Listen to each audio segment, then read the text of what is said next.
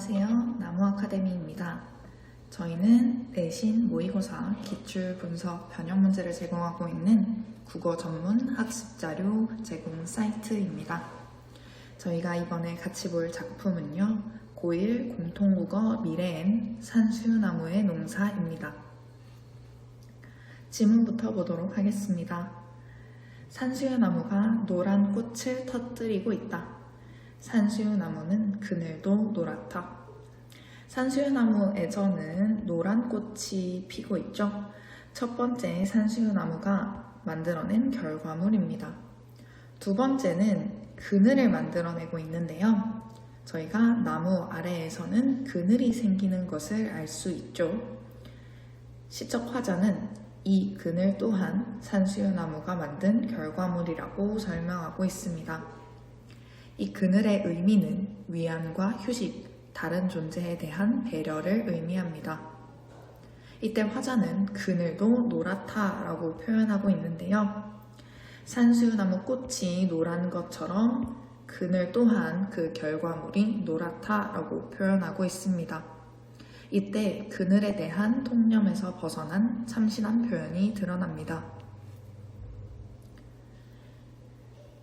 마음의 그늘이 옥말려 든다고 불평하는 사람들은 보아라. 산수유나무는 그늘을 만들어서 사람들에게, 다른 존재들에게 위안과 휴식을 제공하지만 사람들은 마음의 그늘, 즉 인색한 태도, 너그러운 태도가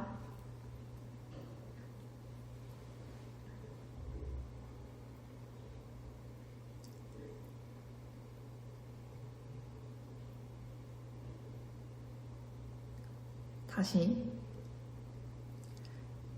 메마르고 인색한 사람들, 즉 마음의 그늘이 옥말려든다고 불평하는 사람들은 이 산수유나무의 너른 배려하는 마음을 보아라 라고 설명합니다. 이때 이 불평하는 사람들은 타인에게 베풀지 못하는 이기심을 가진 사람들입니다. 나무는 그늘을 그냥 들이우는 게 아니다. 그늘 또한 나무의 하나의 농사.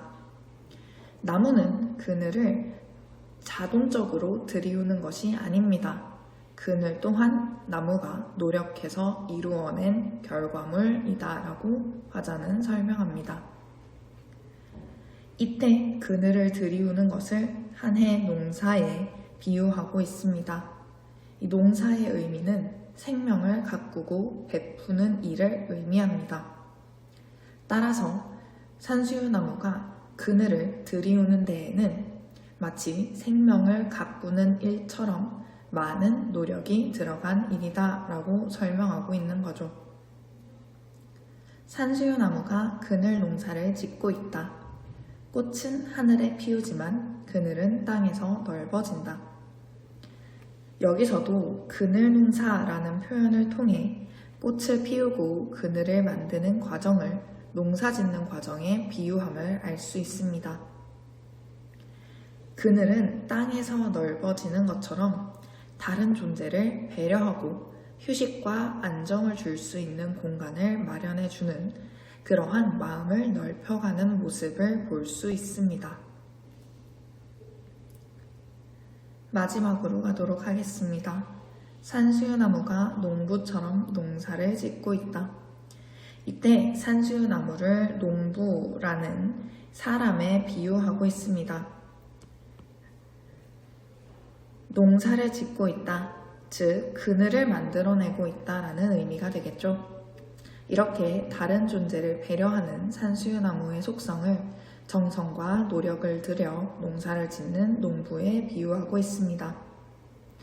그리고 처럼이라는 표지를 사용해서 직유법 사용하고 있음을 알 수 있습니다. 끌어모으면 벌써 노란 좁쌀 5대 물개의 그늘이다. 노란 좁쌀 5대, 그늘이라는 대상의 가치를 마치 무게처럼 표현하고 있습니다. 이는 그늘의 가치를 형상화한 것으로 볼 수 있습니다.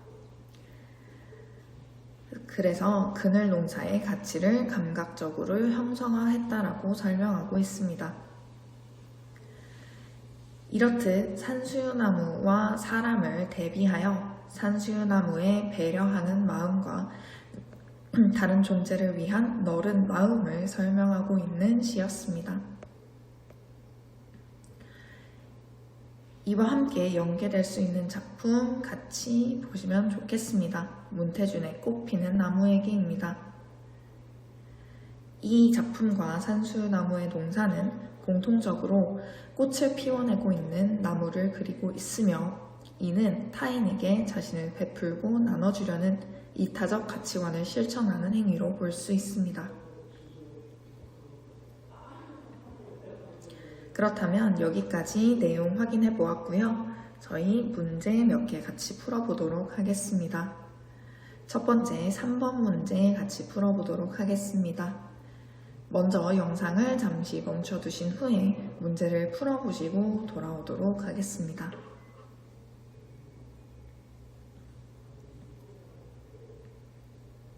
문제 풀어보셨나요?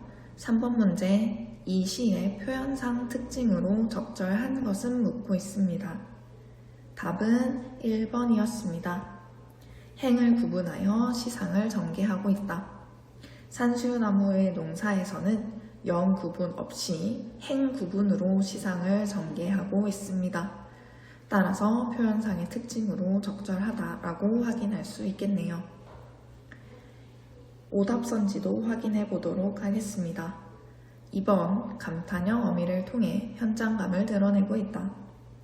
시에서는 감탄형 어미를 사용해 현장감을 드러내는 표현은 나타나지 않습니다. 따라서 적절하지 않습니다. 3번 비유를 활용해 대상의 부정적 속성을 드러내고 있다. 이 시에서는 농부처럼과 같이 비유를 활용해 대상의 긍정적 속성을 드러내고 있으므로 부정적 속성을 드러내고 있다라는 표현은 적절하지 않겠습니다. 4번 정적 이미지를 통해 대상의 아름다움을 드러내고 있다. 이 시에서는 터뜨린다와 같이 동적인 이미지가 두드러지므로 적절하지 않습니다. 마지막 5번 가정형 어조를 사용해 화자의 태도를 드러내고 있다. 시에서 가정형 어조는 나타나고 있지 않기 때문에 적절하지 않습니다. 다음으로 4번 문제도 같이 풀어보도록 하겠습니다. 4번 문제 영상을 잠시 멈춰두시고 문제 풀어보신 후에 같이 보도록 하겠습니다.